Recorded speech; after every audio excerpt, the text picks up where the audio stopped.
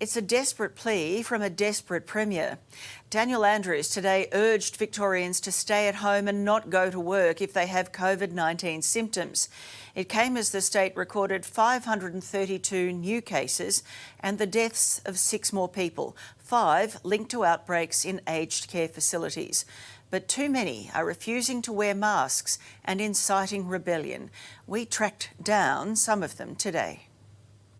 Wearing a mask when you don't know that you have symptoms, when you have no symptoms, is a really important consideration. It's about your compliance, it's about silencing you. I can have you sued personally for discriminating against me as a woman. Here we go. Do you want to read that? Charter of Human Rights. Seriously? One more comment about human rights. Honestly, it's about human life. 6 more killed on the back of Victoria's deadliest week yet. And pandemic naysayers are pushing their luck with police. It's not a crime. It's a contravention. It's not a crime. Just let me speak. Please stop recording me now. I'm not going to stop recording you. Masks are Victoria's stage 4, a silver bullet designed to drag down the state's growing number of record infections. But innocent retail staff, like those at Bunnings warehouse here at Narre Warren, are finding themselves caught in the crossfire, targeted and bullied by anti-maskers preaching online. It is my right as a living woman to do whatever I want, and you are not authorised. Millions online have heard her argument, threatening to sue anyone who challenges her for not wearing a mask and barking orders at this Australia Post employee. I suggest you update yourself on what the Department of Human Services have put on with regards to masks and who needs to wear them. Millions more have seen her arrest. Stop resisting! Stop resisting! She's not a Karen, but a Kerry, living in lockdown in Melbourne's southeast. Kerry Nash's problem with protecting others doesn't extend to herself. Surrounded by CCTV, she had plastered a notice against trespassers beside her front door before we came knocking. I'm just curious to know, after everything you said about your rights, did you end up getting a fine? Are you going to fight it in court? What comes next?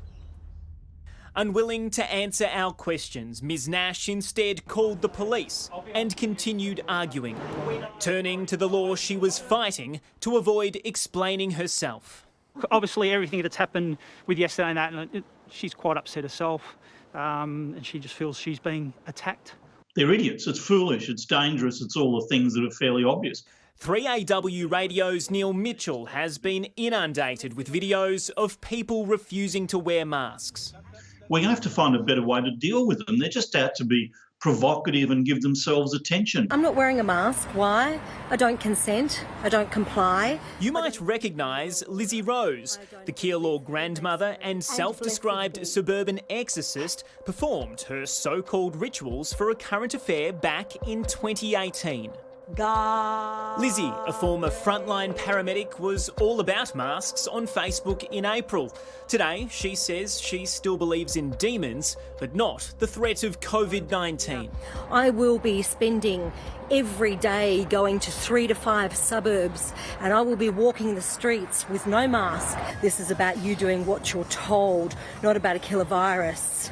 We've got babies 2 weeks old suffering from COVID. We've got old people dying from COVID, people in their 90s. Can't these people understand it? I don't know how you get it through to them. 532 new infections were recorded in Victoria today.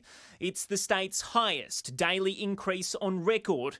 After nearly 3 weeks in lockdown, the numbers aren't improving, with Premier Daniel Andrews pointing the finger at sick workers refusing to stay home. My plea, my appeal, my request and our requirement is that no one go to work if they have symptoms.